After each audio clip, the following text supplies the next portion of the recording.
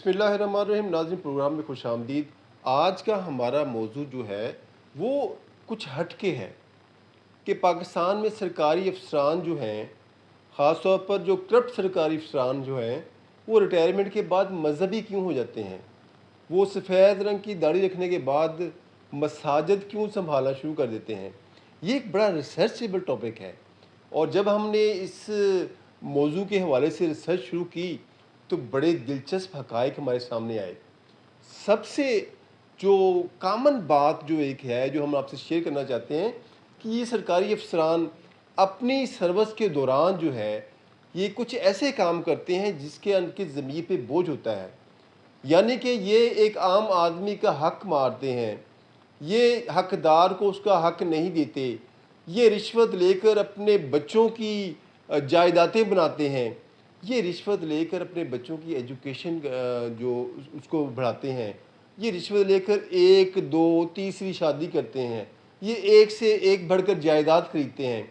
और इसके बाद जो है, और ये तो ज़ाती जो है ना, जो उन्होंने कुछ हासिल किया होता है, लेकिन इसके साथ साथ इन्होंने ये काम क्यों किए होते हैं। इसकी बुनियादी वजह ये है कि बाज़ काम इन्होंने ऐसे किए होते हैं कि सियासी प्रेशर की वजह से इन्होंने किसी ना हकदार को कोई चीज़ दे दी होती है, किसी के हक़ में फ़ैसला दे दिया होता है।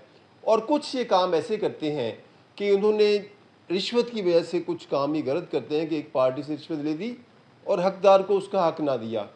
इसी तरह फिर जो एक्साइज़ डिपार्टमेंट में कुछ मुलाजमीन होते हैं, उन्होंने शराब के नाजायज़ परमिट जारी करके वो उसके ज़रिए बहुत सारी आमदन हासिल की होती है, गाड़ियों के बोगस कागजात तैयार करके दिए होते हैं। इसी तरह पुलिस में लोगों ने बेशुमार लोगों को, बेगुनाह लोगों को जेल भेजा होता है। तो सरकारी अफसरान जो बाकी ब्यूरोक्रेट्स हैं, जो इंक्रोचमेंट का काम करते हैं, इसी तरह जो रेवेन्यू के काम करते हैं, बेशुमार गर्ज के जिस सरकारी महकमे में भी आप जाएंगे, अगर आप हेल्थ का ले लें तो उन्होंने जाली मेडिसन का काम में उनको सपोर्ट किया होता है, या जो है एक ख़ास कमीशन पर जो सब स्टैंडर्ड मेडिसन है उनको सेल करवाया होता है। गर्ज के हर सरकारी शोबे के लोग किसी न किसी तरीके से उन्होंने गलत काम करके अपने असासाजात बढ़ाए होते हैं।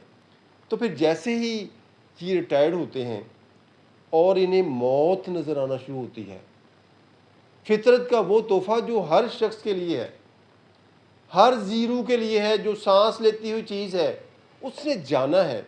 जब उन्हें ये समझ आना शुरू होती है, जब इख्तियारात का नशा उतरना शुरू होता है और कमज़ोरी का नशा बढ़ना शुरू होता है, जब रेशा शुरू हो जाता है बॉडी में, जब इन्हें यकीन होना शुरू हो जाता है कि मेरे साथ जो पढ़ने वाले लोग थे, तालिब इल्म थे, मेरे साथ जो सरकारी अफसरान थे जिनके साथ मिल के मैं करप्शन करता था, वो मेरे महल्लेदार, मेरे अजीज़ो कारब, मेरे बहन भाई, मेरी बीवी, मेरा बेटा, मेरी बेटी, ये लोग एक एक करके कब्रों में जाना शुरू हो गए हैं, तो मेरी बारी भी आने वाली है। फिर इनके अंदर एहसास पैदा होना शुरू होता है। तो फिर ये एक जो लाइसेंस होता है दाढ़ी रखना, सफ़ेद रंग की दाढ़ी ख़ास तौर पे रखना, तबलीगी जमात के साथ लंबे लंबे टूर्स पे जाना, और उसके बाद ये जो काम करते हैं कि अपने इलाके की मस्जिद के जो मुंतज़मीन हैं उनमें शामिल हो जाते हैं। कुछ तो बदबख्त ऐसे भी होते हैं कि मस्जिदों का कंट्रोल संभालने के बाद वो करप्शन का अमल वहाँ भी शुरू कर देते हैं। लेकिन अक्सरियत जो होती है वो मजहबी होने के बाद वो तौबा ताइब होना शुरू हो जाती है, लेकिन वो शायद इस बात को भूल जाती है कि अल्लाह ताला ने हकूक़ल बाद को माफ़ करने का वादा नहीं किया। उसने कहा मेरे जो हुकूक हैं, अगर तुम्हारी कोताही कहीं इबादत में हुई होगी तो मैं उसको माफ़ कर दूंगा, लेकिन अगर तुमने मेरे बंदों के हकूक को गज़ब किया हुआ है तो वो बंदा ही माफ़ करेगा। तो उनके लिए मेरा ये पैगाम है कि आपको पता होता है आपने किसके साथ ज़्यादती की है, तो आप अगर वाकई ही अपनी निजात चाहते हैं तो वो लिस्ट अपने दिमाग को खोलें, जिस चीज़ से आपने کیس سے آپ نے پیسے کمائے ہوئے ہیں، اس کیس کے اس جو بندہ اس سے متاثر ہوا ہوتا ہے اس کے پاس جائیں، اس سے معافی مانگیں، اسے بتائیں کہ میں مکلم خود جب آپ میرے پاس آئے تھے محکمہ پولیس میں، محکمہ صحت میں، محکمہ ایکسائز میں، محکمہ اینٹی کرپشن میں، محکمہ نہر میں، میونسپل کارپوریشن میں، ڈپٹی کمشنر آفس میں، کمشنر آفس میں، سیکٹریٹ میں، محکمہ تعلیم میں، آپ میرے پاس فلاں کام آئے تھے بھائی، میں نے آپ کی حق تلفی کی، میری یہ مجبوری تھی، سیاسی مجبوری تھی، معاشی مجبوری تھی، یا میری اخلاقی مجبوری تھی جس کی وجہ سے میں نے وہ غلط کام کر لیا، اب میں ریٹائر ہو گیا ہوں، اب میری داڑھی بھی سفید ہو گئی ہے، مجھے موت یاد آ رہی ہے، تو تم خدا کے لیے مجھے معاف کر سکتے ہو؟ تو میں آپ کو یقین دلاتا ہوں کہ یقیناً وہ شخص آپ کو معاف کر دے گا، تو پھر آپ کا راستہ آسان ہونا شروع ہو جائے گا۔ جو حقوق اللہ ہیں وہ تو مالک کا اور آپ کا معاملہ ہے، حقوق العباد کے حوالے سے آپ نے اسی سے بندے سے معافی مانگنی ہے، تو اللہ تعالیٰ کی ذات اس کے دل میں رحم ڈال دے گی۔ میں کوئی تبلیغی لیکچر نہیں دے رہا، میں جو آبزرویشن ہے وہ اپنے جو ہے ناظرین سے، سامعین سے وہ شیئر کر رہا ہوں کہ ایسے افراد جو سرکاری نوکری دوران جو ہے فل کرپٹ تھے، بڑی موجیں کی انہوں نے، اور اب جو انہوں نے ریٹائرمنٹ لینے کے بعد داڑھی رکھ لی ہے، اس کے بعد مساجد سنبھال لی ہیں، تبلیغی جماعت کے دورے پہ جانا شروع ہو گئے ہیں، اس وقت تک نہیں ہونا بھائی کچھ جب تک آپ نے متاثرہ فریق کو ڈھونڈ کے اس سے معافی تلافی نہیں مانگنی۔ تو سرکاری افسران جو موجودہ سرکاری افسران ہیں ان کے لیے یہ ایک پیغام ہے کہ آپ جو آپ سے پہلے اس سیٹ پہ تھا، اب جو ریٹائر ہو چکا ہے، آپ اس سے ملیں کہ آپ نے اس سیٹ پہ رہتے ہوئے بڑے ماشاءاللہ مظالم بھی کیے، بڑی جائیدادیں بھی بڑھائیں، بڑی دولت کمائی، پراپرٹی بنائی، اب آپ جو آخری دور آپ کا آخری ریلز چل رہی ہیں، آپ کیا سوچتے ہیں تاکہ آپ اس سے سبق حاصل کریں۔ جو اس وقت یہ جو ہمارا ڈھیلا ڈھالا بونگا سا نظام چل رہا ہے، اس میں کسی اختیار والی سیٹ پہ بیٹھے ہوئے ہیں، انہیں چاہیے کہ جو اس سے پہلے اس سیٹ پہ بیٹھے ہوئے تھے، جو ریٹائرمنٹ کی زندگی گزار رہے ہیں، ان سے ملیں تاکہ آپ کو سبق مل سکے، آپ کی لائن اینڈ لینتھ درست ہو سکے، اور آپ کو پھر جو ہے آخری عمر میں جا کے داڑھی رکھ کے مساجد یا لمبے لمبے تبلیغی دوروں پر جانے کی ضرورت نہ پیش ہے، بلکہ آپ اپنی بچوں کے ساتھ اپنی آخری زندگی انجوائے کریں اور ضمیر پر کوئی بوجھ نہ ہو۔ ہماری ویڈیو آپ کو اچھی لگی ہو تو اس کو لائک کیجئے، کمنٹس کیجئے، سبسکرائب کیجئے۔ پروگرام کا وقت ختم ہوا جاتا ہے، اجازت دیجئے، اللہ حافظ۔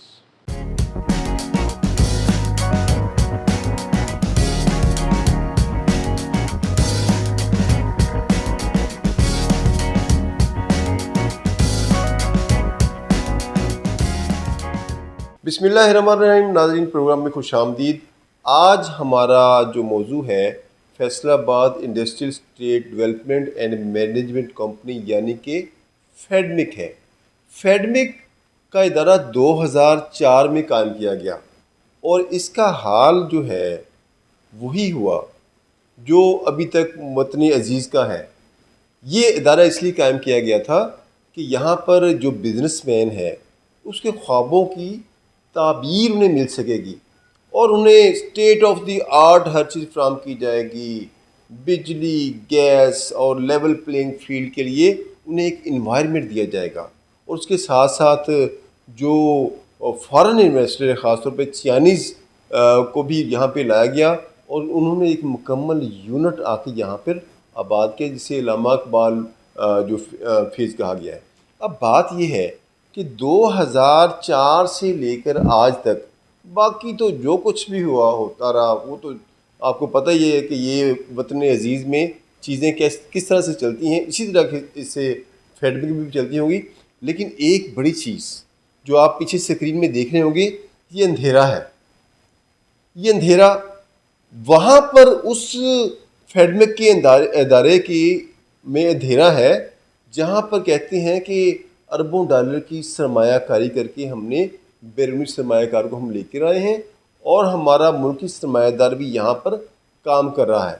اب سوال یہ پیدا ہوتا ہے کہ آپ نے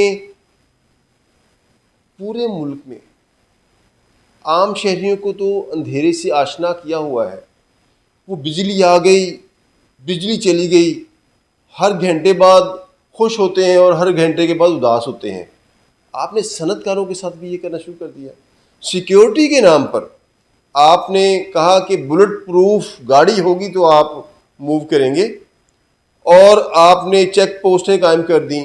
چیک پوسٹوں پر کام کرنے والوں نے جو کچھ کر رہے ہیں صنعت کاروں کے ساتھ سیکیورٹی کے نام پر، وہ ہم نے کل بڑی ڈیٹیل کے ساتھ ڈسکس کیا۔ لیکن آج ہم اس اندھیرے کی بات کر رہے ہیں۔ یہ اندھیرا یہ عام اندھیرا نہیں ہے، یہ ہماری اکنامکس کو، ہماری معاشیت کو ڈبونے والا اندھیرا ہے۔ یہ سایہ جو بڑھتا جا رہا ہے اندھیرے کا، اب بڑھتا بڑھتا فیڈمک میں آ گیا ہے۔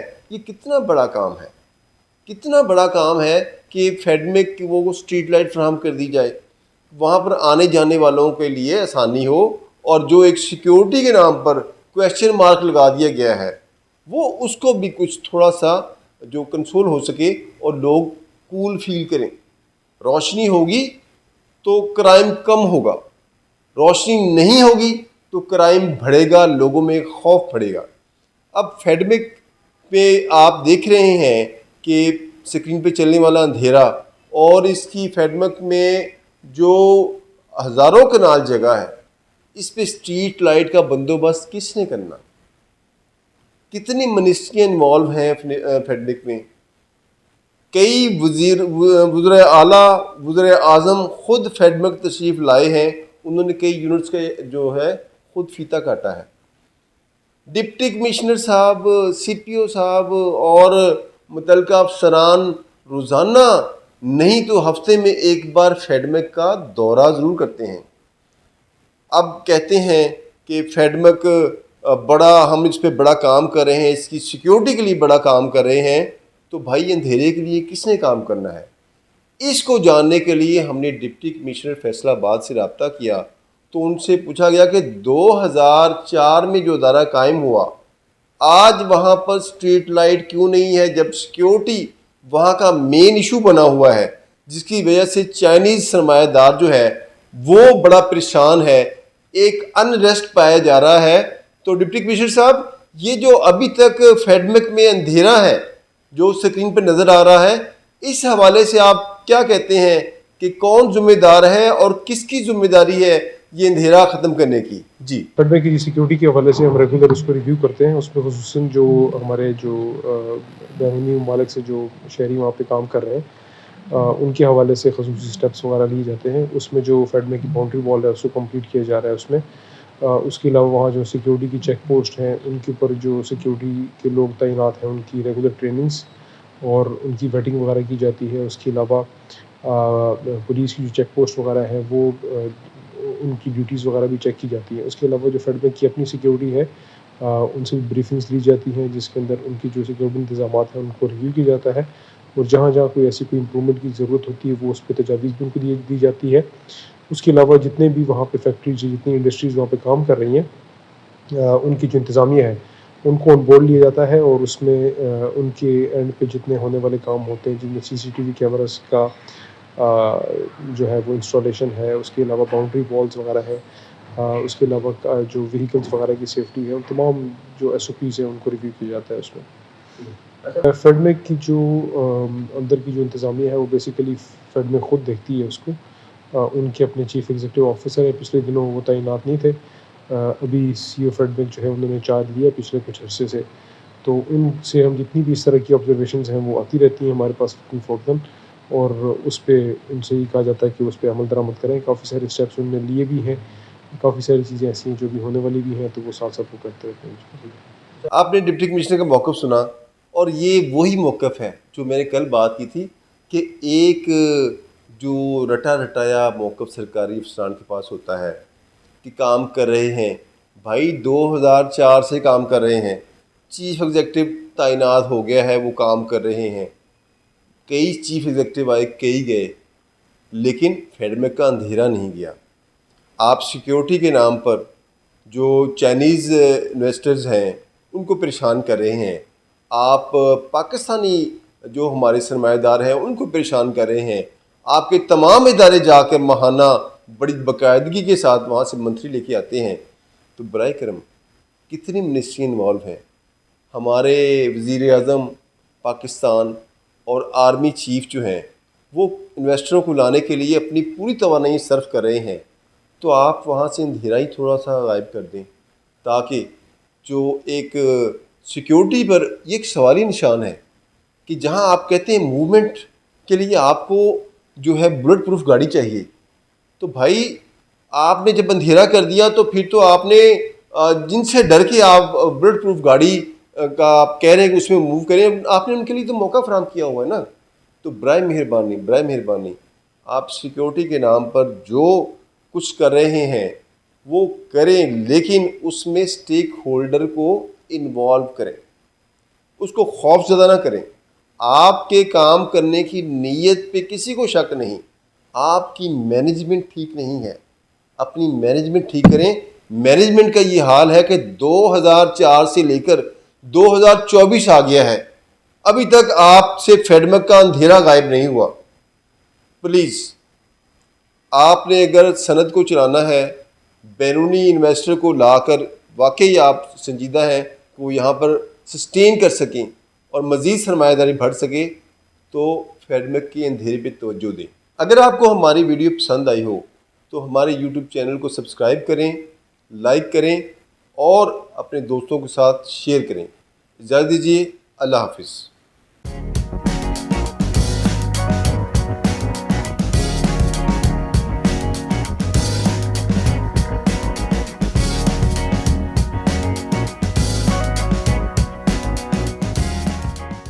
بسم اللہ الرحمن الرحیم. ناظرین, پروگرام میں خوش آمدید.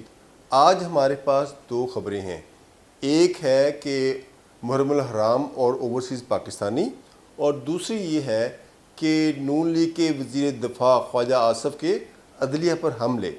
دوسری خبر سے اپنی شروع کر لیتے ہیں کہ ابھی وزیر دفاع خواجہ آصف نے جو پریس کانفرنس کی اس میں انہوں نے کہا کہ میڈیا بڑا طاقتور ہے اور میڈیا کسی معاشرے میں بڑی طاقت رکھتا ہے, لیکن ہمارے ساتھ اب بڑی زیادتی ہو رہی ہے.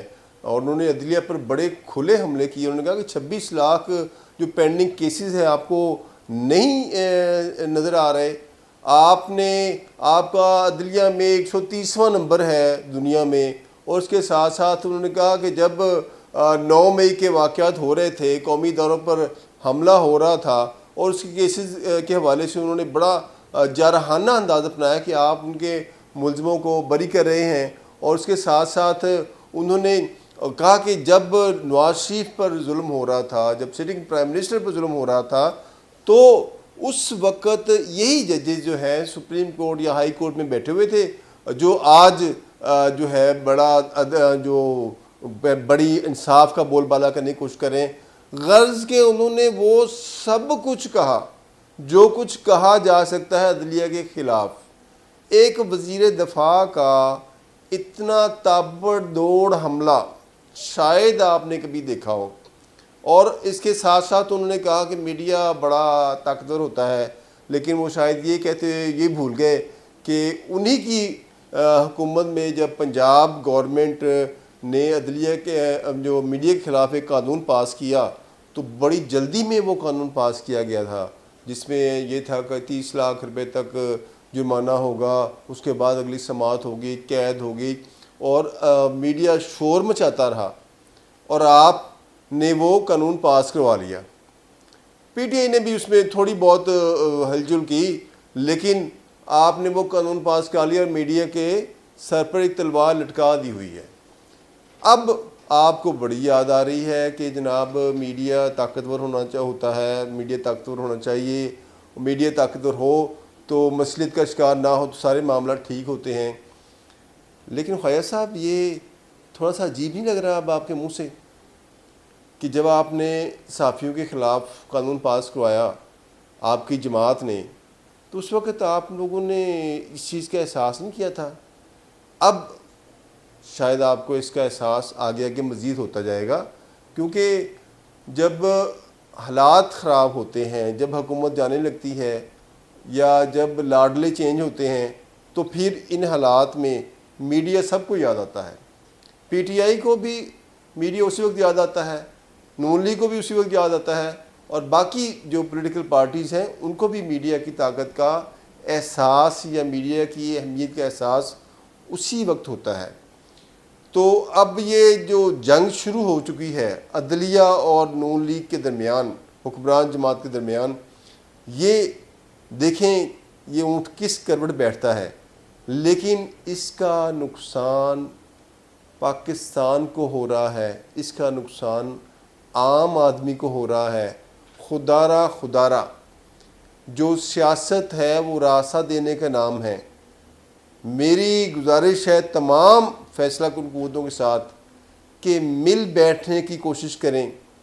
مل بیٹھ کے ہی حل نکلے گا. رانا ثناء اللہ صاحب نے بھی کہا کہ ہم آخری حد تک جائیں گے. باقی طلال چودھری نے بھی کہا کہ ہم جناب سب کچھ جو اگر وہ نہیں مانتے تو ہم بھی نہیں مانیں گے. اس طرح ملک نہیں چلتے. اس طرح تو چھوٹا سا گھر بھی نہیں چل سکتا.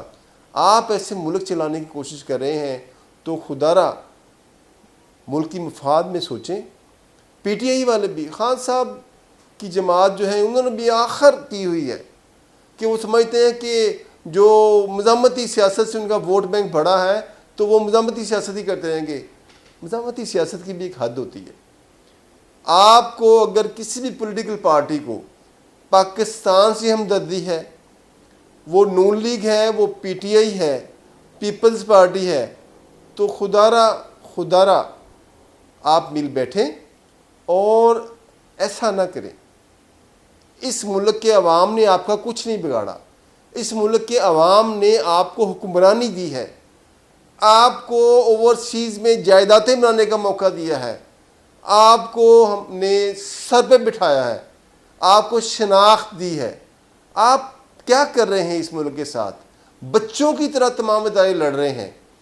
تو تمام فیصلہ کن قوتوں سے یہ گزارش ہے کہ ایک عام آدمی کی آواز ہے کہ خدارہ تمام مل کے بیٹھیں، اور مسئلے کا حل جو ہے وہ اس طرح نہیں ہوتا، میں نہ مانو پہ نہیں ہوتا.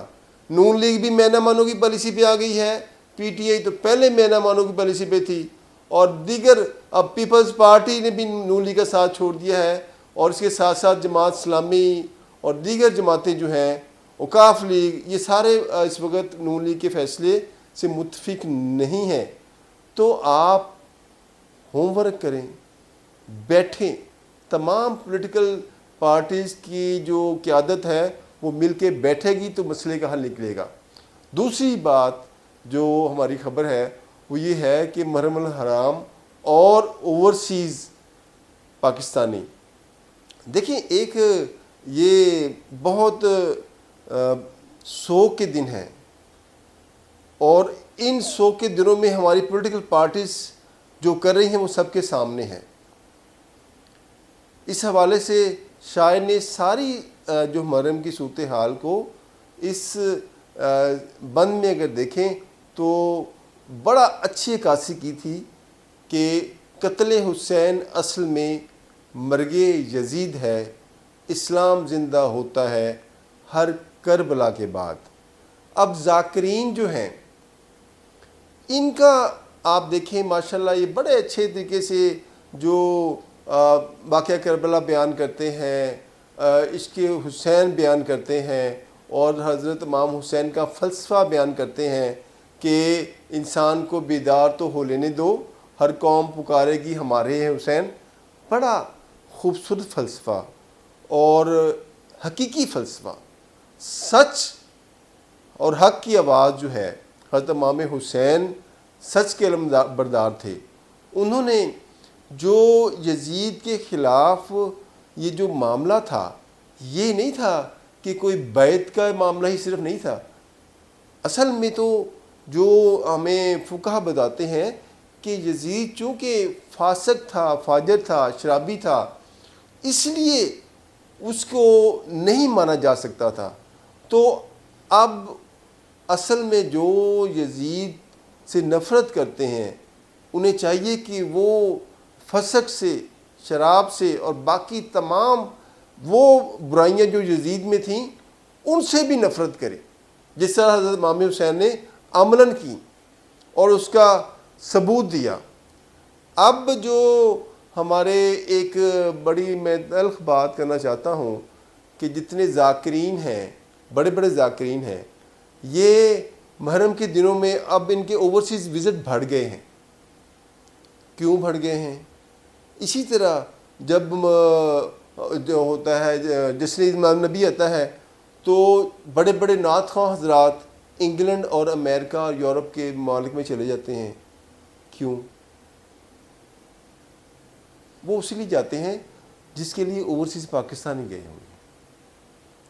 وہ یہ ذاکرین ہوں، نعت خوان حضرات ہوں، یہ لوگ وہاں پر اپنی روزی روٹی کمانے کے چکر میں جاتے ہیں۔ یہ معاف کیجیے گا، مجھے نہیں لگا، میں نے مختلف محفلیں اٹینڈ کی کہ انہیں درد ہو۔ انہیں درد ہے ڈالرز کا، پاؤنڈز کا، کچھ زیادہ درد فیل ہوتا ہے۔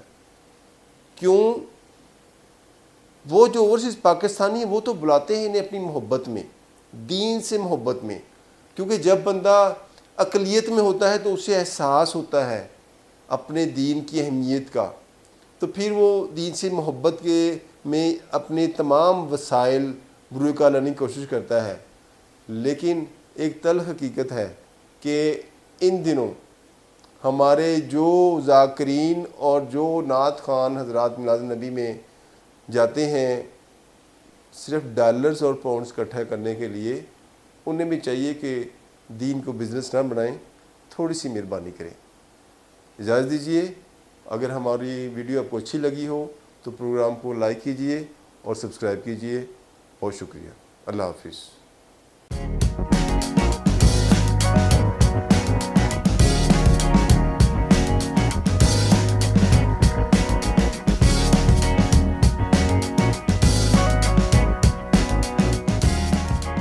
بسم اللہ الرحمن الرحیم۔ السلام علیکم ناظرین، میں ہوں آپ کا میزبان شاہد علی۔ میرے فیس بک پیج اور یوٹیوب چینل میں خوش آمدید۔ آج ہم جو اوورسیز کے حوالے سے جس ٹاپک پہ بات کریں گے وہ یہ ہے کہ اوورسیز پاکستانی جو ہیں وہ اے ٹی ایم مشین کا روپ دھار چکے ہیں۔ وہ کس طرح اے ٹی ایم کا مشین کا روپ دھار چکے ہیں، یہ ایک ہمارا معاشرتی رویہ جو ہے اس نے انہیں ایک اے ٹی ایم مشین بنا کے رکھ دیا ہے۔ جب بھی انہیں پاکستان سے اکثر کالیں جاتی ہیں تو یہ کہا جاتا ہے کہ بجلی کا بل زیادہ آ گیا ہے تو آپ کچھ پیسے بھیج دیں، اور اس کے ساتھ ساتھ جو بچوں کی فیسیں جمع کروانی ہیں، عید کا تہوار آ گیا ہے، اور دیگر کوئی بیمار ہے، اس قسم کے جو ہمارے معاشرتی مسائل ہیں۔ کیونکہ پاکستان میں مہنگائی اس قدر زیادہ ہو گئی ہے کہ سفید پوش طبقہ جو ہے اپنے معاملات کو بڑی مشکل کے ساتھ جاری رکھے ہوئے ہیں۔ اب صورتحال یہ ہے کہ اوورسیز پاکستانی جب کسی ایسے شخص کی کال آتی ہے جو کبھی کبھی کال کرتا ہے تو وہ کال اٹھاتے ہوئے تھوڑے سے گھبراتے ہیں کہ ضرور کوئی نہ کوئی ایمرجنسی ہے، اور عام طور پر جو اوورسیز کے ساتھ جو ایمرجنسی ڈسکس کرتے ہیں لوگ، وہ مالی ایمرجنسی ہوتی ہے۔ ان کے مالی معاملات کے حوالے سے جب وہ ڈس اپوائنٹ ہو جاتے ہیں، انہیں کوئی راستہ نظر نہیں آتا، تو وہ جو باہر کو اس کا دوست ہوتا ہے، کوئی قریبی دوست، کوئی رشتہ دار، کوئی بھائی، کوئی بہن، انہیں وہ اپنا مسئلہ بتاتے ہیں تو وہ پھر اپنا ان کو سپورٹ کرنے کے لیے کچھ ڈالرز بھیجتے ہیں، کچھ پاؤنڈز بھیجتے ہیں، کچھ ریال بھیجتے ہیں، تو ان کا پاکستان میں وہ کنورٹ ہو کر اس قدر وہ رقم بن جاتی ہے جس سے ان کا مسئلہ حل ہو جاتا ہے۔ یہ روٹین پہلے کم تھی، لیکن اب یہ روٹین جو ہے بہت زیادہ اس میں اضافہ ہو گیا ہے۔ اب چونکہ مہنگائی بہت زیادہ ہو گئی، لوگوں کے ذرائع آمدن نہیں بڑھ سکے۔ ہمارے ملک میں ذرائع آمدن بڑھانے کے لیے کوئی مناسب اقدامات نہیں کیے گئے۔ ہاں، بے نظیر انکم سپورٹ پروگرام کو 6.5 ارب تھا، اس کا بجٹ اور زیادہ بڑھا دیا گیا۔ بیکاری پیدا کرنے کے لیے تو ہم بڑا ایکٹیولی رول ادا کر رہے ہیں۔ کوئی پروفیشنلز پیدا کرنے کے لیے، ہنرمند افراد کے پیدا کرنے کے لیے، ہنرمند خواتین کی ٹریننگ یا اپ ڈیٹ کرنے کے لیے ہمارے پاس کوئی پلان نہیں ہے۔ اس حوالے سے اوورسیز پاکستانی اوورسیز پاکستانی کا غم یہ بھی ہے کہ ہمارے جو دوست ہیں، ہمارے جو چاہنے والے ہیں، ہمارے جو عزیز ہیں، وہ صرف اور صرف پیسوں کے لیے کال کرتے ہیں، اور وہ ان کے اس درد کو سمجھتے بھی ہیں۔ اس کے درد کو سمجھنے کی وجہ سے ہی وہ کسی کو زیادہ تر وہ یہ ہوتا ہے کہ کسی کو مایوس نہیں کرتے، ان کے پاس پیسے نہ بھی ہوں۔ حالات جیسے اوورسیز پاکستانی باہر رہ رہے ہیں، ان کے حالات جو ہیں ہینڈ ٹو ماؤتھ عام طور پہ ہوتے ہیں۔ انہوں نے یوٹیلیٹی بلز بھی پے کرنے ہوتے ہیں، انہوں نے مارگیج بھی گھر کا پے کرنا ہوتا ہے، انہوں نے گاڑی کا مارگیج بھی پے کرنا ہوتا ہے، اور خود ان کے جو ایکسپینس جو مستقل جاری ہوتے ہیں، انہوں نے وہ سارے ایکسپینس میٹ کرنے ہوتے ہیں۔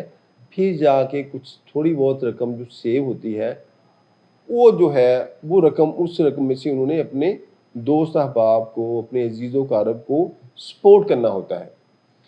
پھر اب صورتحال گمبھیر یہ ہوتی جا رہی ہے کہ اگر کسی اوورسیز پاکستانی نے اپنے پاکستان میں کسی دوست کو 2 مرتبہ رقم دے دی، تیسری مرتبہ اس کے حالات نے اجازت نہیں دی، یا اس نے کسی اور کی ہیلپ کر دی تھی، تو اگر وہ نہیں دے سکا تو اس سے پاکستان میں مقیم جو فرد ہے، جو اس کا دوست ہے، بھائی ہے، رشتہ دار ہے، وہ ناراض ہو جاتا ہے کہ دیکھیں جی اب ان کا یہ ہماری طرف توجہ نہیں دیتے، یہ باہر چلے گئے ہیں، یہ سیٹلڈ ہو گئے ہیں، تو انہیں اب ہمارے ساتھ ہمدردی کم ہو گئی ہے۔ ایسا نہیں ہوتا۔ میں اپنے پاکستانی بھائیوں کو یہ بتانا چاہتا ہوں کہ جو لوگ اوورسیز میں کام کر رہے ہیں، بڑی محنت اور مشقت کے ساتھ پیسے کماتے ہیں، درختوں کے ساتھ پیسے نہیں لگے ہوئے، نہ روڈز پہ ڈالر بکھرے پڑے ہیں، پاؤنڈز بکھرے پڑے ہیں کہ وہ اکٹھے کرتے ہیں، وہ کر کے بھیج دیتے ہیں۔ پاکستان کی نسبت کہیں زیادہ محنت کرنی پڑتی ہے، تنہائی کا شکار بھی ہونا پڑتا ہے، اپنوں سے دور بھی رہنا پڑتا ہے، اور اس قسم کی جو چیزیں ہوتی ہیں، جو کسی کی ہیلپ آؤٹ کرنے کے لیے بھی انہیں اپنا پورا کردار ادا کرنا پڑتا ہے۔ تمام محنت کرنے کے بعد اگر کوئی روپیہ پیسہ بچ جاتا ہے تو وہ سیونگ کرتے ہیں اپنے گھر کو بہتر کرنے کے لیے، اپنی گاڑی کو بہتر کرنے کے لیے، یا وہ پاکستان میں جو اپنے عزیز و اقارب ہوتے ہیں انہیں سپورٹ کرتے ہیں۔ اب سوال یہ پیدا ہوتا ہے کہ وہاں پر جاب کا، کہتے ہیں کہ امریکہ میں جاب کا اور جو آپ کی لائف پارٹنر ہے وومن کا، اس کا کوئی اعتبار نہیں ہے کہ کب اس نے چلی جانا ہے۔ بعض اوقات ایسا بھی ہوتا ہے کہ ہمارے اوورسیز پاکستانی اپنی جاب سے ہاتھ دھو بیٹھتے ہیں، یا ان کا کاروبار ڈاؤن جا رہا ہوتا ہے، تو ان کے پاس گنجائش بالکل نہیں ہوتی، لیکن آگے جو فرد اپنی ڈیمانڈ رکھتا ہے یا جو درخواست کر رہا ہوتا ہے، اس کے حالات بہت زیادہ گمبھیر ہوتے ہیں۔ اب اگر وہ کہے گا کہ میرا 2 ماہ کا بجلی کا بل ہے اور میٹر اتر جائے گا، گھر میں بجلی نہیں رہے گی، تو پھر اسے مجبوراً 25-30 ہزار، 50 ہزار، 1 لاکھ روپیہ کہیں نہ کہیں سے کر کے بھیجنا پڑے گا۔ وہ کریڈٹ کارڈ سے لے یا وہ کسی دوست سے ادھار لے، اس نے اسے پیسے بھیجنے ہیں، بعد میں خود وہ انسٹالمنٹ میں اسے پے کرتا رہتا ہے۔ اب جو صورتحال بڑھتی جا رہی وہ یہ ہے کہ عزیزوں نے، رشتہ داروں نے، بیوی بچوں نے، اور جو اس کے دوست احباب ہیں، اکثریت انہیں اے ٹی ایم مشین خیال کرتی ہے، کیونکہ جب انہیں کہنا ہے وہ ادھر سے پیسے آ جانے ہیں، وہ سمجھتے ہیں کہ شاید ان کے پاس بہت زیادہ ریل پھیر ہوتی ہے پیسوں کی، اور جب انہیں کہتے ہیں یہ پیسے بھیج دیتے ہیں۔ ایسی صورتحال نہیں ہے، وہ بڑی محنت کرتے ہیں، بڑی مشقت کرتے ہیں، لیکن وہ اس چیز کو بھی سمجھتے ہیں کہ اپرچونٹیز نہ ہونے کی وجہ سے ہمارے ملک میں جو ہے ذرائع آمدنی کم ہے، اس لیے وہ ہر صورت ہر ممکن کوشش کرتے ہیں کہ اپنے دوستوں کی رشتہ داروں کی ہیلپ کر سکیں. اگر کسی وقت کوئی ہمارا اوورسیز پاکستانی دوست ہیلپ نہ کر سکے تو خدا را میری پاکستانیوں سے اپیل ہے کہ آپ ناراض نہ ہوں. آپ اس کے حالات کو سمجھیں کہ وہ کن حالات میں سروائیو کر رہا ہے. اگر اس نے پہلے 3 مرتبہ آپ کی ہیلپ کی ہے، اگر چوتھی مرتبہ نہیں کر سکا تو یہ آپ کو اس کا ناراض ہونا آپ کا حق نہیں ہے. تو امید ہے کہ یہ گفتگو سننے کے بعد اوورسیز پاکستانیوں کے مسائل بھی آپ کو سمجھ آ جائیں گے، اور جو ہمارے پاکستانیوں کی جو ڈیمانڈز ہیں وہ کن حالات میں اوورسیز کو ہوتی ہیں وہ بھی چیپٹر کلیئر ہو جائے گا. اپنے میزبان کو اجازت دیجیے. اللہ حافظ.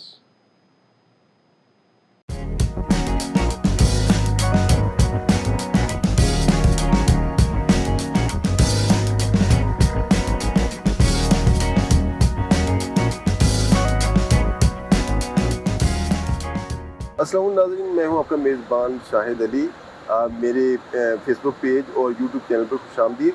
آج کا ہمارا جو پروگرام ہے وہ بالا کوٹ سے ہم کر رہے ہیں. آپ دیکھیں بیک سائڈ پہ بڑا خوبصورت منظر ہے.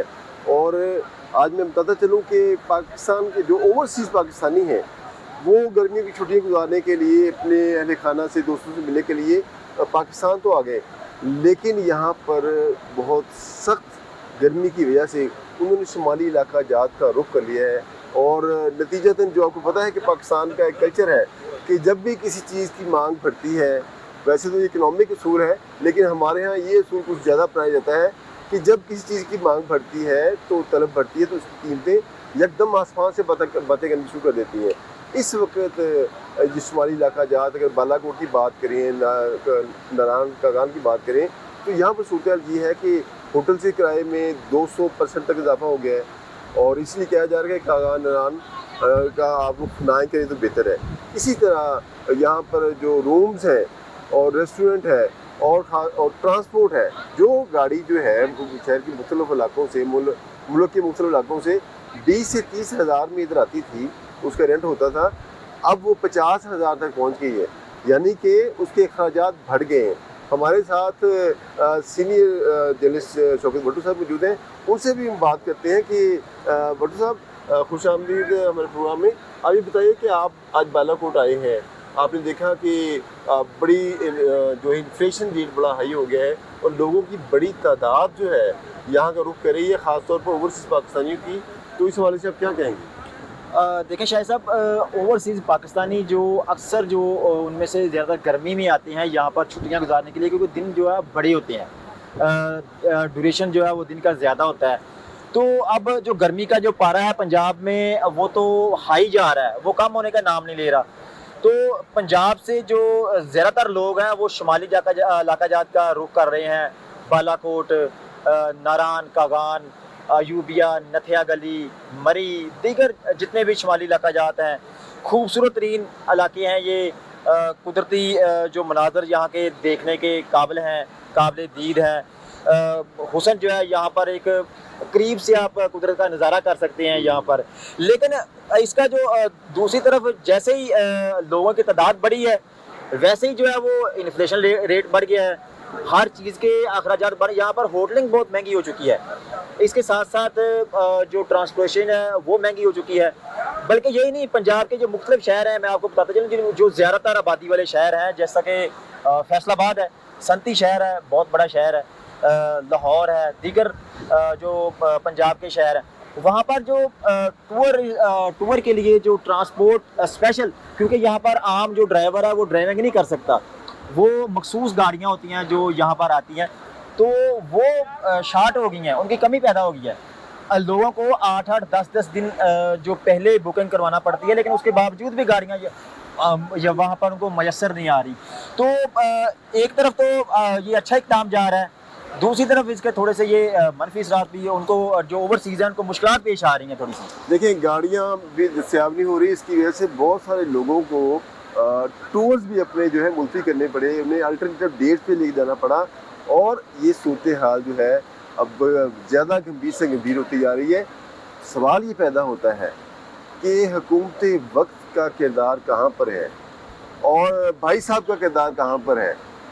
بھائی صاحب ہر کام میں حصہ ڈالتے ہیں، تو اب اوورسیز پاکستانی ادھر آئے ہیں تفریح کرنے کے لیے، ان کے لیے بھی مواقع پیدا کرنے کے لیے اپنا کردار ادا کریں، اور اس کے ساتھ ساتھ جو حکمران ہے، انتظامیہ ہے، سب کو کچھ تو خیال کریں یار. جو لوگ آپ کے جی ڈی پی کو اضافہ کرنے کا باعث بنتے ہیں، جو لوگ اپنی زندگیاں باہر گزار کے اپنی یہاں آپ کو اپنے ملک کو سپورٹ کر رہے ہیں، آپ کے وطن کے شہریوں کو سپورٹ کر رہے ہیں، ان کو جب وہ ملک میں ریکریشنل ٹورز پہ آتے ہیں تو آپ ان کے لیے ایسا تو کریں، کچھ تو ایسا کریں کہ وہ ریلیف فیل کریں کہ یار جس ملک کے لیے ہم اپنی زندگیاں صرف کر رہے ہیں، اس ملک میں جب ہم گئے تو ہمیں کچھ ہمارا خیال رکھا گیا، پروٹوکول دیا گیا. اور میں سمجھتا ہوں کہ اس بات پہ ہمیں جو حکومت وقت کو بہت زیادہ توجہ دینے کی ضرورت ہے، تاکہ اوورسیز پاکستانیوں کے ساتھ ساتھ انٹرنیشنل ٹورزم کا رجحان بھی پاکستان کی طرف مائل ہو سکے. آپ کا بہت شکریہ. پروگرام کا وقت ختم ہو جاتا ہے، اجازت دیجیے. اللہ حافظ.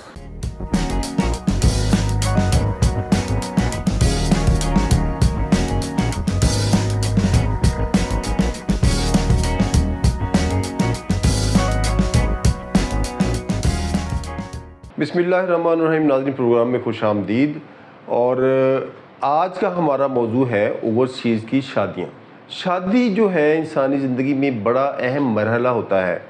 جو لوگ پاکستان میں رہتے ہیں ان کے لیے شاید ان کو اس چیز کا احساس نہیں ہوتا، لیکن اوورسیز میں رہنے والے پاکستانی جہاں اور بہت ساری مشکلات کا سامنا کرتے ہیں، جو پاکستان کے جی ڈی پی کو بڑھانے میں اپنا کردار ادا کر رہے ہوتے ہیں، اپنی لائفز کو تمام اپنی زندگی صرف کر دیتے ہیں، جو اکنامیکلی اپنے آپ کو بہتر کرنے کے لیے، اپنے خاندان کو بہتر کرنے کے لیے، اس کے ساتھ ساتھ ملک کو بہتر کرنے کے لیے، ان کو ایک بڑا مسئلہ یہ ہوتا ہے کہ انہوں نے اپنے بچوں کی جب شادیاں کرنی ہوتی ہیں، کسی بیٹے کی شادی کرنی ہوتی ہے یا بیٹے کی شادی کرنی ہوتی ہے، تو پھر وہاں کے ماحول کے حساب سے وہ میچ نہیں کر پاتے، کیونکہ وہ ہماری مشرقی روایات سے ان کا ایک تعلق ہوتا ہے.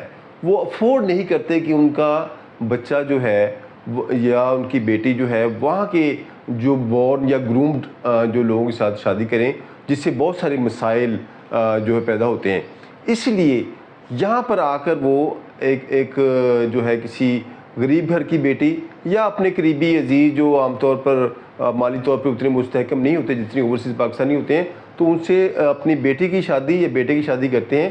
اس سے دونوں جو پارٹیز ون ون پوزیشن میں آ جاتی ہیں کہ جو پاکستانی جو والدین ہوتے ہیں ان کا بچہ بچی وہاں پر جا کے سیٹل ہو جائے گا، اور ان کو جو اوورسیز پاکستانی کے جو ایشو ہوتے ہیں کہ ان کا بڑا ایک ڈیفرنٹ کلچر ہوتا ہے، جہاں پر انہوں نے صرف اکنامکس کی بہتری کے لیے، اپنے مالی معاملات کو بہتر کرنے کے لیے اپنی زندگی تو گزار لی ہوتی ہے، لیکن ان سائیڈ ایفیکٹس کا جب جیسے جیسے ان کی اولاد بڑی ہوتی ہے تو ان سائیڈ ایفیکٹس کا پھر ان کے سامنے آنا شروع ہوتے ہیں، جس کی وجہ سے وہ دوبارہ اپنی ہی بنیاد کی طرف رجوع کرتے ہیں تاکہ وہ اپنے بچوں کی شادیاں پاکستان میں کر سکیں.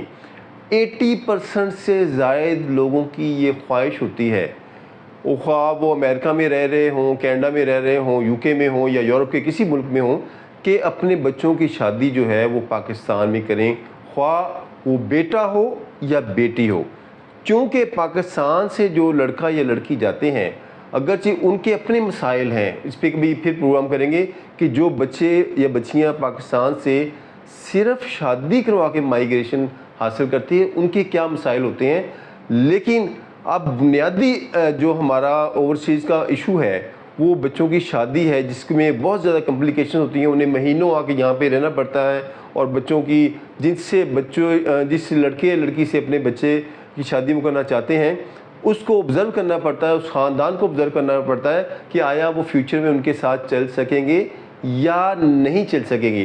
اور اس حوالے سے پھر اکثر شادیاں جو ہیں وہ تو کامیاب ہو جاتی ہیں، لیکن چند جو ہے فیصد شادیاں جو ہیں ان میں بہت زیادہ کمپلیکیشنز پیدا ہو جاتی ہیں. اب اس کے علاوہ ایک بڑا اہم مسئلہ ہوتا ہے بے جوڑ شادیوں کا. جب یہ لوگ یہاں پہ آتے ہیں، کچھ تو پاکستانی ایسے ہوتے ہیں جو یہاں سے جب گئے تو انہوں نے شادی نہیں کی ہوتی، پھر وہ جہاں جا کے 10 سال 15 سال کام کرنے کے بعد جب پاکستان میں آ کے شادی کرتے ہیں تو اکثر ان کی شادی جو ہے بے جوڑ ہوتی ہے. وہ ینگ ایک لڑکی کے ساتھ ایک ادھیڑ عمر شخص کی شادی ہوتی، جب وہ اس کو لے کے پاکستان سے چلا جاتا ہے اپنے دیار غیر میں، تو پھر اس کے بعد اس کے مسائل پیدا ہونے شروع ہوتے ہیں کہ ان کی ذہنی ہم آہنگی کتنی ہے.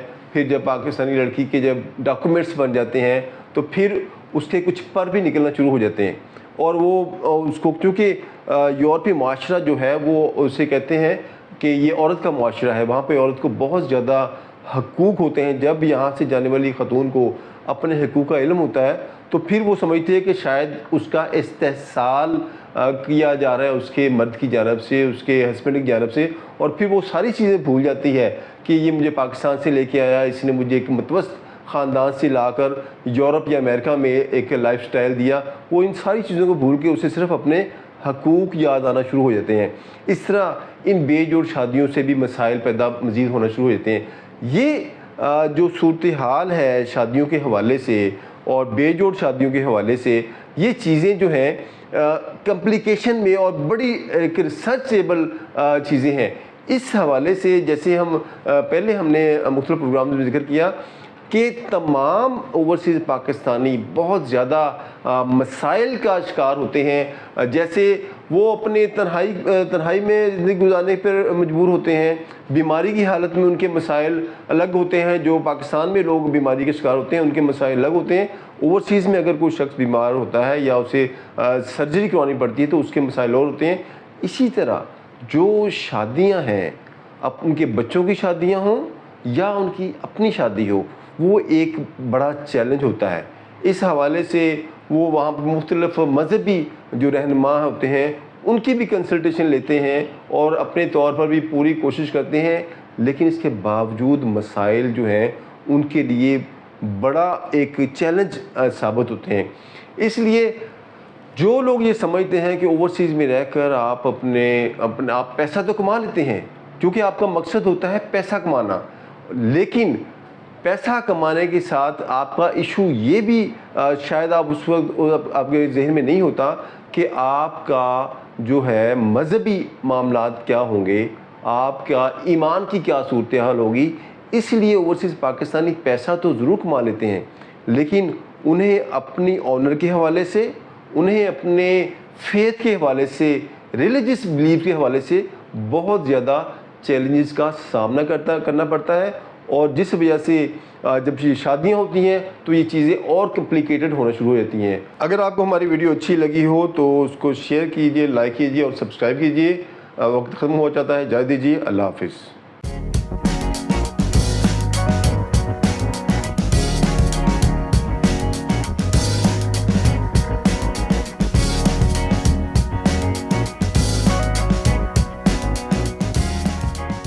بسم اللہ الرحمن الرحیم. ناظرین، پروگرام میں خوش آمدید. آج ہم 2 خبریں ڈسکس کریں گے.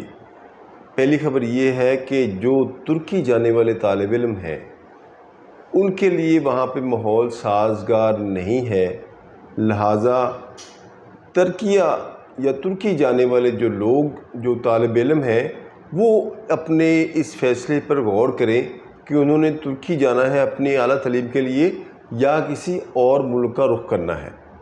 اس کے ساتھ ساتھ دوسری خبر یہ ہے کہ اقوام متحدہ کی مانیٹرنگ ٹیم نے کہا ہے، انہوں نے اپنی رپورٹ میں کہا ہے کہ جو TTP ہے، کالعدم تحریک طالبان پاکستان، اس سے خطرہ بڑھتا جا رہا ہے. اس کی جو کارروائیاں ہیں اس میں شدت آتی جا رہی ہے اور اس میں انہیں جو ہے افغانستان کے طالبان کی پوری سپورٹ حاصل ہے. دوسری خبر سے ڈسکس کر لیتے ہیں کہ جو TTP ہے، یہ تحریک طالبان پاکستان کالعدم جو ہے، اس کی کارروائیاں مسلسل بڑھتی جا رہی ہیں اور اس کے بڑھنے کی بنیادی وجہ ہے وہ وجہ بڑی واضح ہے کہ طالبان کے ساتھ ان کے بڑے گہرے مراسم ہیں اور ان کی دوستی اور ان کے ساتھ کوارڈینیشن، لاجسٹک سپورٹ ہے ایک دوسرے کے ساتھ.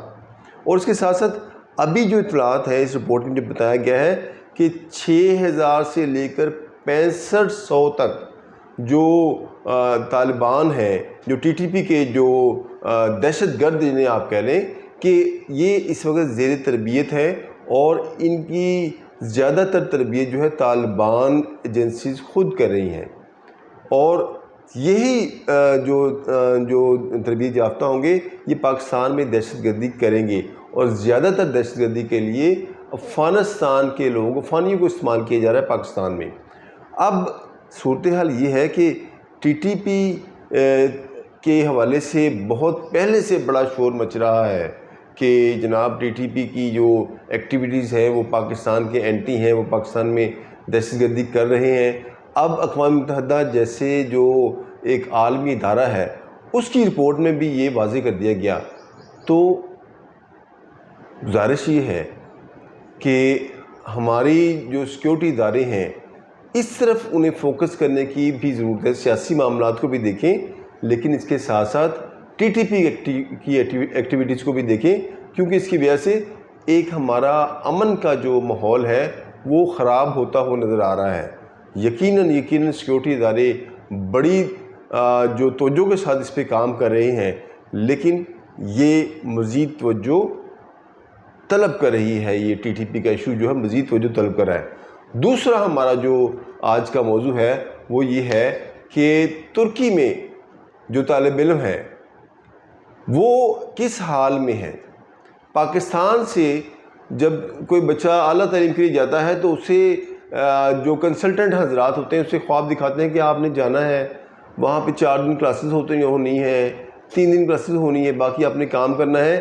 آپ اپنے ملک میں 4 سے 5 لاکھ روپے کما کر اپنے والدین کو بھیجیں گے، لیکن جب وہاں پہ جاتے ہیں وہاں پہ صورتحال قدرے مختلف ہوتی ہے۔ وہ ایجنٹ صاحب، وہ کنسلٹنٹ صاحب وہ تو خاموش ہو چکے ہوتے ہیں کیونکہ انہوں نے اپنی کنسلٹنسی فیس لے لی ہوتی ہے، لیکن اب جو سب سے زیادہ خطرناک صورتحال جو اس وقت معلوم ہو رہی ہے وہ ترکی میں جو ہمارے زیر تعلیم طالب علم ہیں ان سے ہماری بات ہوئی۔ ان کا یہ کہنا ہے کہ ہمیں سب سے پہلے جو مسئلہ پیش آتا ہے وہاں پر رہائش کا مسئلہ پیش آتا ہے۔ اگر کسی کو اس کا پراپر سرٹیفکیٹ نہیں ملتا تو پھر اس کے لیے معاملات خراب ہونے شروع ہو جاتے ہیں۔ پہلے 1 سال کا سرٹیفکیٹ دیا جاتا تھا یونیورسٹی کی گارنٹی کے بعد، کہ یونیورسٹی کہتی تھی ہمارے پاس پڑھ رہا ہے بچہ، اس کے بعد 6 ماہ کا ہو گیا، 3 ماہ کا ہو گیا، اب 1 ماہ کا سرٹیفکیٹ دیا جا رہا ہے۔ یعنی کہ یہ پراپر اب یہ ایک بزنس بنا لیا، ایک کاروبار بنا لیا ہے ترکی گورنمنٹ نے یا ان کی جو متعلقہ اتھارٹیز ہیں کہ طالب علم سے کیسے زیادہ سے زیادہ پیسے بٹورنے کیسے ہیں۔ اب جو صورتحال ہے اس وقت ہمارے ساتھ عدیل جو ہے نامی نوجوان موجود ہیں جو کہ یہاں پر انہوں نے الیکٹریکل انجینئرنگ کا کورس کیا، اس کے بعد وہ اپ گریڈیشن کے لیے ترکی گئے۔ وہ کیا کہتے ہیں اور ان کے خیالات کیا ہیں، آئیے سنتے ہیں۔ جی دل صاحب، آپ بتائیں کہ آپ جو ترکی میں تعلیم حاصل کر رہے ہیں وہاں پر آپ کو کن کن مشکلات کا سامنا ہے؟ جہاں تک سپورٹ کی تعلق ہے تو پاکستان ویسے کسی طریقے سے سپورٹ نہیں ہمیں کر رہی۔ ہمارا اسٹوڈنٹس کا سب سے بڑا مسئلہ وہاں پہ TRC بنانے کے لیے جو وہاں پہ نفوس کہتے ہیں اس میں لوکل لینگویج میں، مطلب وہاں پہ آپ کو ہاؤس کانٹیکٹ ہوتا ہے وہ ہر اسٹوڈنٹ کو بنوانا پڑتا ہے۔ اگر تو اسٹوڈنٹ یہاں کے جو کنسلٹنٹس ہیں ان کو پہلے اسٹارٹنگ میں ہائر کروا دیں یونیورسٹی کا ہاسٹل تو پھر تو ٹھیک ہے، وہ اسٹوڈنٹ کو یونیورسٹی الاؤ کر دیتی ہے کہ ہم لیٹر دے دیتی ہے کہ ہمارا بچہ ہمارے پاس ہاسٹل میں رہ رہے ہیں، تو اس کی جو TRC ہے یا کملی کی وجہ سے کہتے ہیں ہم لوکل لینگویج میں، وہ آسانی سے بن جاتی ہے۔ لیکن جو ہمارے کیس میں ہے یا زیادہ اسٹوڈنٹ وہاں پہ جو فیس چیز کر رہے ہیں کہ وہاں پہ TRC بنانے کے لیے ان کو شیئرنگ میں رہتے ہیں بیچارے۔ پہلے تو آپ کو پراپر وہاں پہ گھر نہیں ملے گا نا وہاں پہ، تو اگر گھر لیں گے تو آپ کو وہاں پہ چارجز بہت زیادہ ہیں وہاں پہ نا۔ اگر آپ اکیلے لیں گے تو پھر آپ کو وہاں پہ نفوس یا اس کے ہاؤس کنیکٹ آپ کو پراپر ملے گا، جس کی بیس پہ آپ TRC یا کملی بنوا سکتے ہیں وہاں پہ۔ تو شیئرنگ میں یہ ہوتا ہے کہ پیسے تو کم ہوتے ہیں لیکن بعد میں وہ جو وہاں کا اونر ہوتا ہے گھر کا یا جو لڑکے وہاں پہلے رہ رہے ہوتے ہیں وہ نفوس نہیں کروا سکتے آپ کا نا۔ جب نفوس نہیں کروا سکتے تو آپ کو TRC جب آپ اسٹارٹنگ میں جاتے ہیں تب بنانی پڑتی ہے، اس میں مسئلہ آتا ہے۔ اگر اس کے بعد جب آپ نے دوبارہ رینیو کروانی ہے ابھی ریسنٹلی جو ہم نے اب میں 2023 میں گیا ہوں نومبر میں, تو انہوں نے میرے کیس میں تو تھا کہ بیڈ لکی ساتھ 4 ماہ کی دی انہوں نے TRC ترکی والوں نے. ساتھ میرے لڑکے تھے بیچلر کے, ان کو 3 ماہ کی دی, کسی کو 1 منتھ کی دی ہے. تو یہ تو ہمارے حساب سے پیسے بڑھونے والی بات ہے کہ جناب وہ دوبارہ بندہ کانٹیکٹ بنوائے گا, اور وہاں پہ صحیح گائیڈنس کوئی نہیں ہے ہمیں نا پاکستانیوں کو, کہ جو آپ نے پہلے یونیورسٹی والے بتاتے ہیں یا آپ کو کنسلٹنٹ بتاتا ہے, کوئی آپ کو صحیح طریقے سے گائیڈ نہیں کرتا, صرف آپ کو کیا کہتے ہیں وہاں پہ بھیج دیتے ہیں, اور وہ آپ کو سونے خواب دکھاتے ہیں کہ وہاں بہت اچھا ہے, بیسیکلی کہ ایک مسلم کنٹری ہے. تو ایمبیسی کی طرف سے کچھ نہیں ہوتا, وہاں اسٹوڈنٹ خود ہی وہاں کہتے ہیں زیرو خوار ہوتے ہیں بیچارے, وہ TRC بنانے کے لیے, وہ ہاؤس کنڈکٹ بنانے کے لیے. تو ہاں یہ جو ابھی انہوں نے ترکی والوں نے کام شروع کیا, اسٹوڈنٹس کو 3 ماہ کی, 2 ماہ کی, 1 ماہ کی TRC دے رہے ہیں بیچلر اسٹوڈنٹس کو. وہ بیچلر اسٹوڈنٹس کیا کرتے ہیں بیچارے, ایک دفعہ ہاؤس کنڈکٹ بناتے ہیں, وہ بندے پاکستانی ہیں, کچھ انڈینز ہیں, وہ ترکش لوکل لوگ ہیں وہاں کے, اسے کیا کہتے ہیں وکیل ہیں وہاں کے لائر, ان سے وہ ہاؤس کنٹریکٹ بنوا کے جعلی کر لیں یا پیسے دینے پڑتے ہیں 6 سے 7 ہزار لیرہ, وہ بنوا کے دیتے ہیں آپ کو. پھر آپ TRC اپلائی کرتے ہیں, TRC آپ کی جب آتی ہے تو اس کے بعد ہاؤس کنٹریکٹ آپ کا فارغ ہے, کینسل ہے, سمجھے اس کا کوئی فائدہ نہیں ہے آپ کا. جب آپ نفوس بنانا چاہتے ہیں کہ آپ میں نے گورنمنٹ کو یہ کرنا ہے کہ میں نے یہاں پہ میں پرماننٹ رہ رہا ہوں یہاں پہ, اس کے نفوس وہ سے کہتے ہیں ہاؤس, وہ بندہ اس ایڈریس پہ رجسٹرڈ ہو گیا, وہ کروانے کے لیے جب آپ پھر دوبارہ اس بندے سے رابطہ کرتے ہیں, پاکستانی ہو, انڈین ہو, یا جس کے تھرو آپ نے کروایا ہے, اسٹوڈنٹ کے تھرو جو سینئر ہوتے ہیں وہاں پہ, تو وہ آپ کو کہتے ہیں کہ جناب اب آپ کو پھر آپ کو 500 سے 600 یا 700 ڈالر آپ کو پھر دینے پڑیں گے, پھر وہ مالک ہے آپ کو ہاؤس کانٹیکٹ کے اوپر رجسٹر کروائے گا. آپ نے عدیل کی داستان سنی, اس کا درد بھی فیل کیا ہوگا, کس طرح جب کوئی بچہ جاتا ہے اپنی تعلیم مکمل کرنے کے لیے, اپنے گھر والوں کو, اپنے بیوی بچوں کو, اپنے بہن بھائیوں کو چھوڑ کے جاتا ہے, اس کے پاس ایک خواب ہوتے ہیں. اب ترکی کی گورنمنٹ کیا کر رہی ہے, اس کو آپ چھوڑ دیں, وہاں پر جو پاکستانی ایمبیسی ہے اس کا کیا رول ہے. یہ جتنے بھی ہمارے جتنی ایمبیسیز ہیں, ان کے کردار کے حوالے سے, ان کا جو وہاں پر پاکستانیوں کو, اوورسیز پاکستانیوں کو سپورٹ کرنے کے حوالے سے جو ان کی ایکٹیویٹیز ہوتی ہیں, اس پہ ہمیشہ کویشچن مارک ہوتا ہے. اور اب ترکی میں تو یہ کچھ زیادہ ہی ہے. اس کے جو ہے اسی جو ہے طرز پر اگر ہم دیکھتے ہیں تو انڈیا کی جو ایمبیسیز کیا کر رہی ہیں, انڈین لوگ بہت زیادہ ادھر رجحان رکھتے ہیں. کیوں؟ ان کی ایمبیسی نے باقاعدہ ترکی کی گورنمنٹ کے ساتھ معاملات طے کیے ہیں. کہنے کے تو ہمارے بڑے ترکی کے ساتھ بڑے اچھے تعلقات ہیں, دوسری جنگ عظیم میں آپ نے ان کا ساتھ دیا تھا, وہ آپ کے بڑے ممنون بھی ہے. یہ باتیں کہنے کی ہیں, لیکن عملی طور پر اس وقت جو طالب علم ترکی میں تعلیم حاصل کر رہے ہیں انہیں بہت زیادہ مشکلات کا سامنا ہے.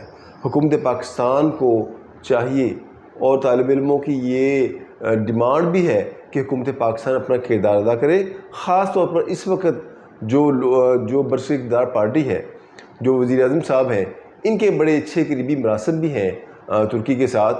تو انہیں چاہیے کہ پاکستانی طالب علموں کے لیے کوئی بہتر ماحول پیدا کرنے کے لیے اپنا کردار ادا کریں, اور خاص طور پر اس کے ساتھ ساتھ جو ایمبیسی ہے پاکستان کی وہ بھی ایکٹیولی رول ادا کریں, تاکہ پاکستان سے جو طالب علم اعلیٰ تعلیم کا خواب آنکھوں میں سجائے وہاں پر پہنچے ہیں, ان کی وہ تعبیر حاصل کر سکیں.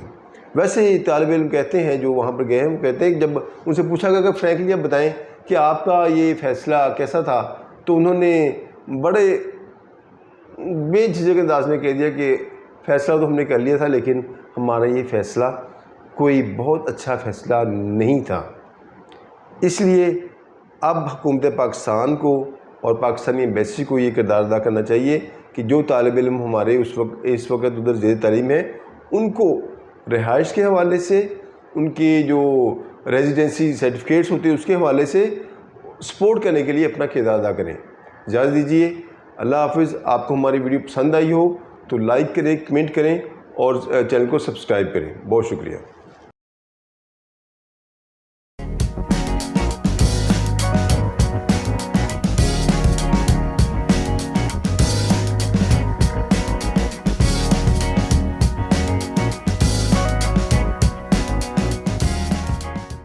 بسم اللہ الرحمن الرحیم. ناظرین پروگرام میں خوش آمدید.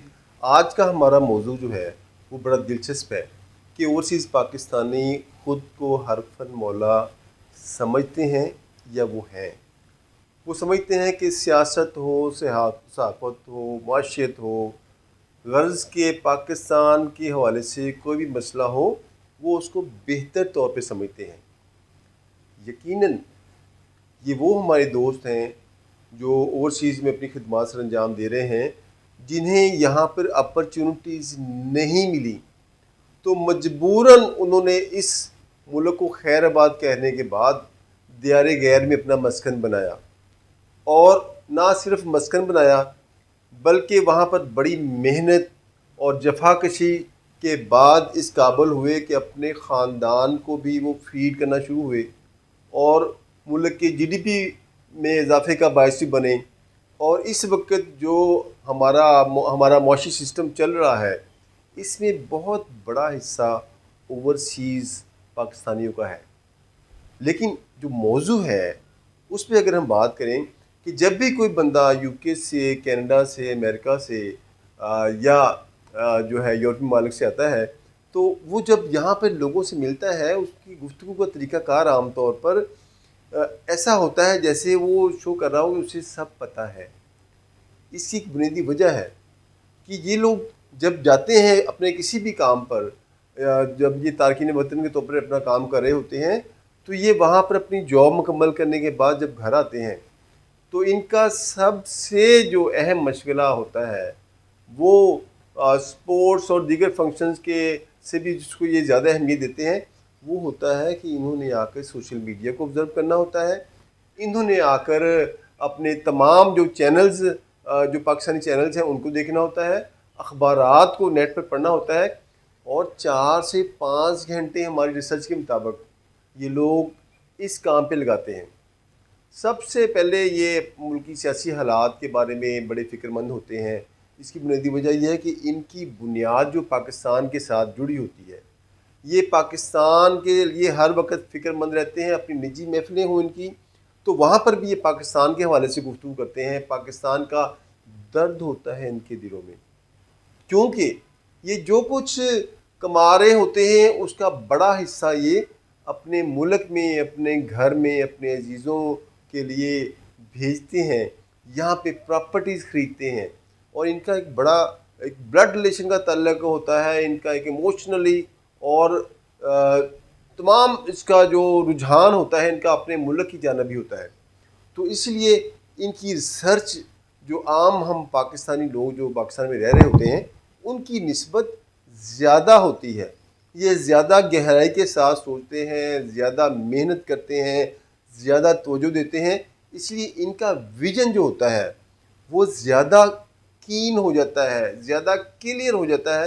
اس لیے یہ سمجھتے ہیں کہ ہم بہتر جانتے ہیں، ہم بہتر آبزرو کرتے ہیں، کیونکہ انہوں نے اس کام کے لیے وقت دیا ہوتا ہے.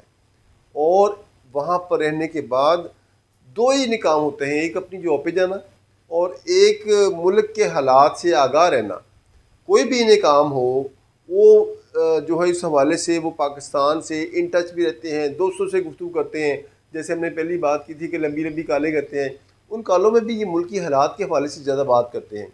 پھر یہ ایک ایسے ملٹی کلچر ماحول میں رہ رہے ہوتے ہیں جہاں پہ یہ کمپیریزن کرتے ہیں کہ ہمارا ملک میں یہ نظام کیسے چل رہا ہے اور یہاں پر کیسے چل رہا ہے. دیگر ممالک کے لوگ جو ملٹی کلچر میں ان کے ساتھ رہتے ہیں ان کے ساتھ یہ ڈسکس کرتے ہیں کہ آپ کے ہاں یہ چیزیں کیسے چلتی ہیں. تو پھر ان کا ویژن جو ہے وسیع ہوتا ہے، براڈر اسپیکٹرم پہ یہ چیزوں کو دیکھتے ہیں، اور اس لیے یہ سمجھتے ہیں کہ ہم بہتر دیکھ سکتے ہیں، بہتر سمجھ سکتے ہیں، بہتر سوچ سکتے ہیں. اور ان کی فکر بڑی ہوتی ہے اپنے ملک کے حوالے سے، اپنے وطن عزیز کے حوالے سے. یہ عام پاکستانی کی نسبت زیادہ فکر مند ہوتے ہیں. اور اس کے ساتھ ساتھ ایک بڑی وجہ یہ بھی ہے کہ جب انہوں نے اپنے آپ کو مالی طور پر یہ مستحکم کر لیتے ہیں تو माली तौर पर मुस्तकम करने के बाद इनकी बात भी ज़्यादा सुनी जाने लगती है। कहते हैं कि जिदे घर दाने उहदे कमले भी सियाने। तो ये अगरचे जब ये मुल्क में होते हैं, इनके हालात कोई इतने आम तौर पे इनके हालात कोई ज़्यादा अच्छे नहीं होते। मैं मेजॉरिटी की बात कर रहा हूँ जो लेबर क्लास से लेकर ऊपर तक है, जो डॉक्टर्स, इंजीनियर्स, प्रोफेशनल्स, आईटी के प्रोफेशनल्स हैं, उनकी बात मैं नहीं कर रहा। हम उनकी बात कर रहे हैं जो लोग यहाँ पर पूरी कोशिश करते हैं कि अपने आप को मैनेज करें, अपने घर वालों के साथ इस माशरे में सरवाइव कर सकें। लेकिन हमारे जो सियासी माहरीन हैं जिन्होंने मुल्क को उस नहज पे लाके खड़ा कर दिया हुआ है कि वहाँ पर आम आदमी जो है शायद वो चीज़ों को ऑब्ज़र्व नहीं कर पाता, इसलिए वो इस मुल्क से जो इस मुल्क को खैराबाद कह के दूसरे मुल्क में चले जाता है। इसकी सिस्टम में चीज़ों को इस कदर जो मैनेज कर दिया गया है कि ये लोग जो हैं मजबूरन इस मुल्क को छोड़ते हैं। लेकिन जो मैंने बात की थी कि जिहदे घर दाने उहदे कमले भी सियाने, इनके पास फिर जब डॉलर आते हैं, जब इनके पास पाउंड्स आते हैं, जब इनके पास रियाल आते हैं, तो इनकी बात का वज़न भी बढ़ जाता है। फिर इनके रवैये भी थोड़े से तब्दील होना शुरू हो जाते हैं। फिर ये जब ख़ुद को इंसान सक्सेसफुल तसव्वुर कर लेता है तो फिर उसकी बात का अंदाज़ भी तब्दील हो जाता है। तो इस वजह से भी इनका कॉन्फिडेंस लेवल अप हो जाता है। तो लेकिन हमने ऐसे लोग भी देखे हैं जिन्होंने बहुत ज़्यादा कामयाबी हासिल की, बहुत नाम कमाया बैरून मुल्क जाकर, वो फिर भी डाउन टू द अर्थ रहते हैं। लेकिन अक्सर लोग जो लेबर क्लास से लेकर ऊपर तक जाते हैं, फिर जब वो अपने मुल्क में वापस आते हैं, उनका बात करने का अंदाज़, उनके सोचने का अंदाज़, चूँकि उन्होंने वहाँ पे एक अच्छा सिस्टम देखा होता है, इसलिए यहाँ पर जब आते हैं तो उन्हें इस सिस्टम से जो एक किस्म का बड़ा मायूब तसव्वुर उन्हें लगता है और वो परेशान भी होते हैं, उन्हें हमदर्दी भी होती है, वो कुछ हेट के जज्बात भी रखते हैं। तो ये वजूहात हैं जिसकी बुनियाद पर हमारे ओवरसीज़ पाकिस्तानी ये समझते हैं कि हम बेहतर जानते हैं, हमें सियासी, मुआशी, समाजी हवाले से पाकिस्तान के बारे में हमारा विजन ज़्यादा बेहतर है। अगले प्रोग्राम में नए टॉपिक के साथ हाज़िर होंगे। अगर आपको हमारी वीडियो अच्छी लगी हो तो इसको लाइक कीजिए, शेयर कीजिए और हमारे चैनल को सब्सक्राइब कीजिए। अल्लाह हाफ़िज़।